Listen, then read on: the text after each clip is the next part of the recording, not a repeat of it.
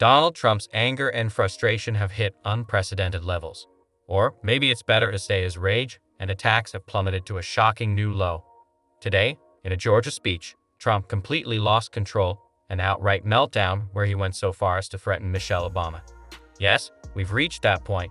His attacks were beyond the pale, appalling, and disgraceful, showing a man unraveling as his campaign edges toward its final days.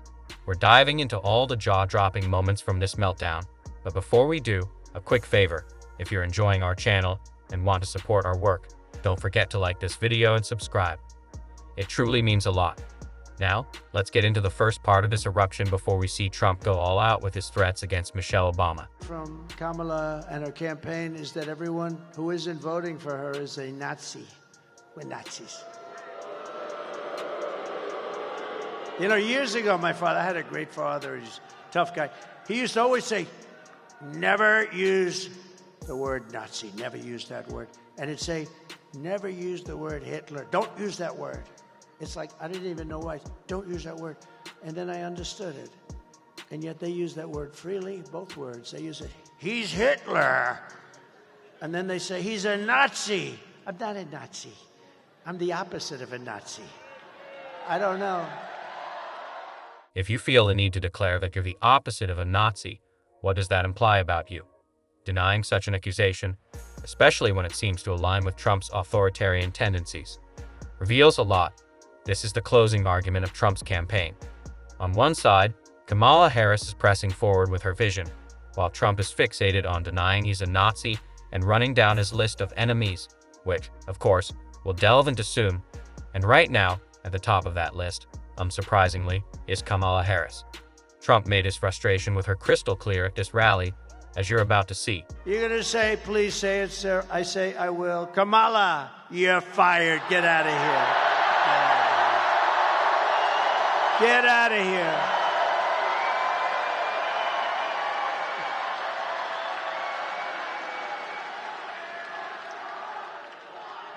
Yeah. No.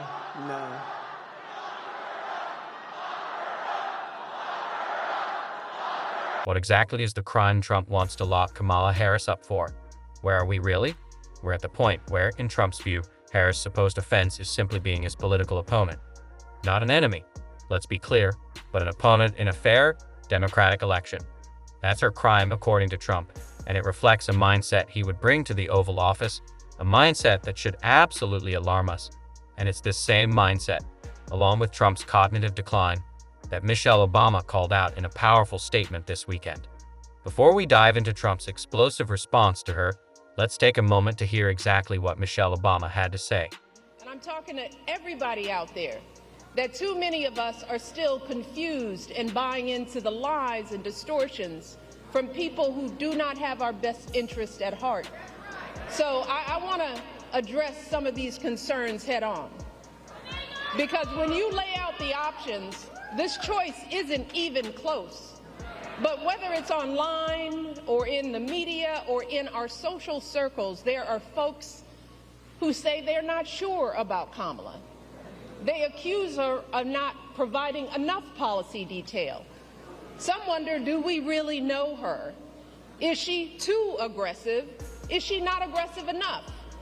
There are folks sowing seeds of doubt about whether she's who she appears to be. Now, don't get me wrong. Voters have every right to ask hard questions of any candidate seeking office. But can someone tell me why we are once again holding Kamala to a higher standard than her opponent?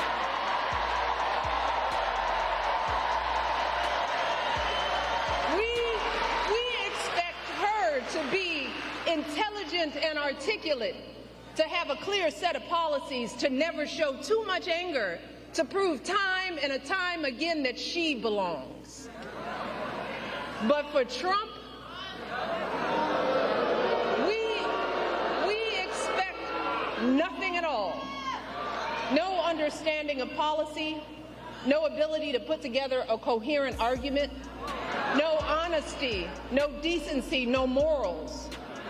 Instead, too many people are willing to write off his childish, mean-spirited antics by saying, well, Trump's just being Trump. given his horrible behavior, some folks think he's funny.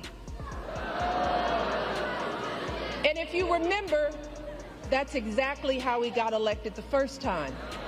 Folks gave him a pass and rolled the dice, betting that he couldn't possibly be that bad.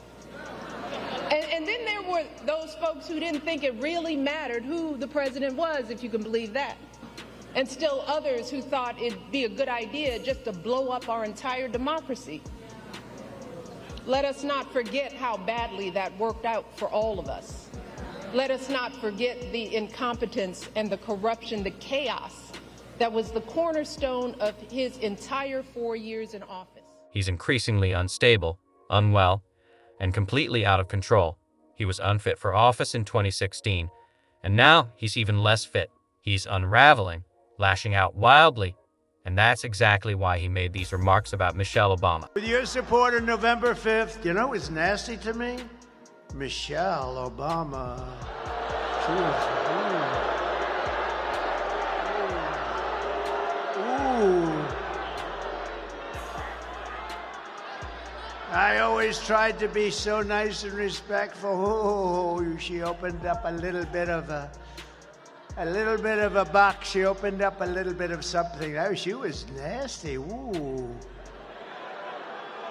Shouldn't be that way. That was a big mistake that she made. First of all, it's one thing for Trump to call her nasty, already a low blow, but the suggestion that she made a big mistake and opened up a box is deeply troubling. Given Trump's record of targeting those he considers his enemies, along with his plans to use the military, the National Guard, and even threats of locking up, attacking, or deporting those he deems the enemy from within, this isn't something to brush off.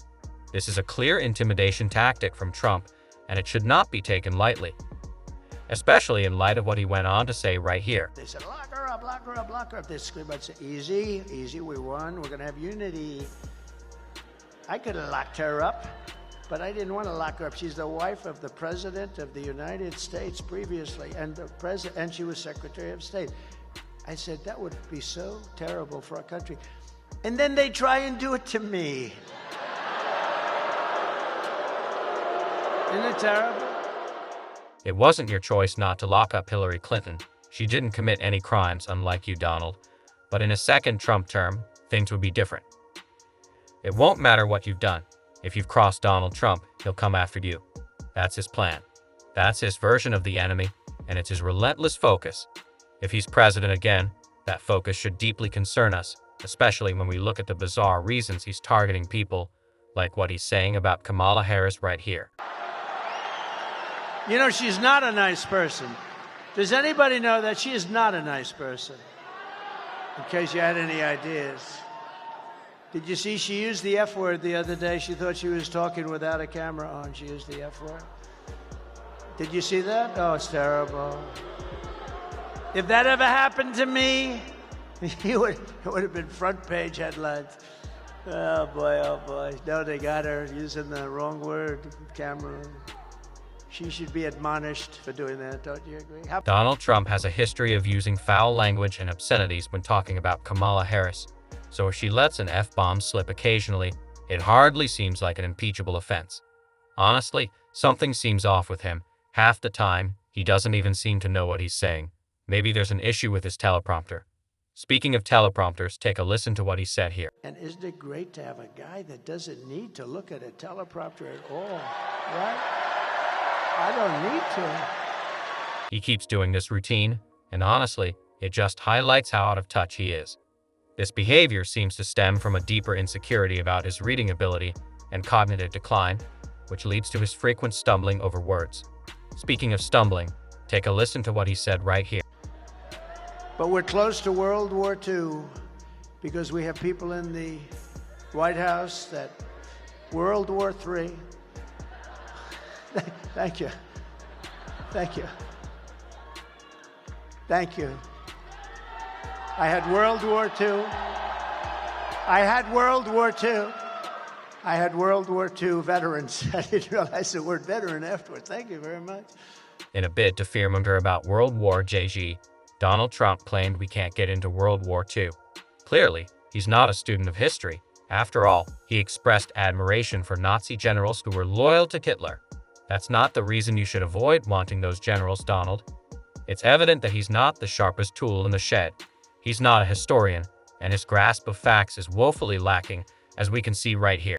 This is the kind of outrageous rhetoric that has resulted in 2 assassination attempts in the last 3 months, probably. I could say that that's probably right.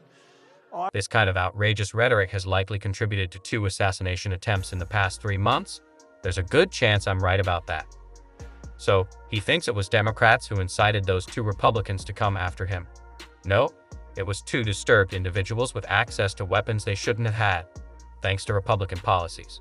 Once again, Republicans prioritized their financial and political gains, serving their donors and friends over the lives of everyday Americans. That's the essence of their movement, and that's what Donald Trump embodies. We need to call this out every single day, and we will on this show. If you want to support our efforts, don't forget to hit that subscribe button and give us a like on this video. And if you've stuck around until the end, drop a blue heart in the comments. Until next time, I'll see you soon.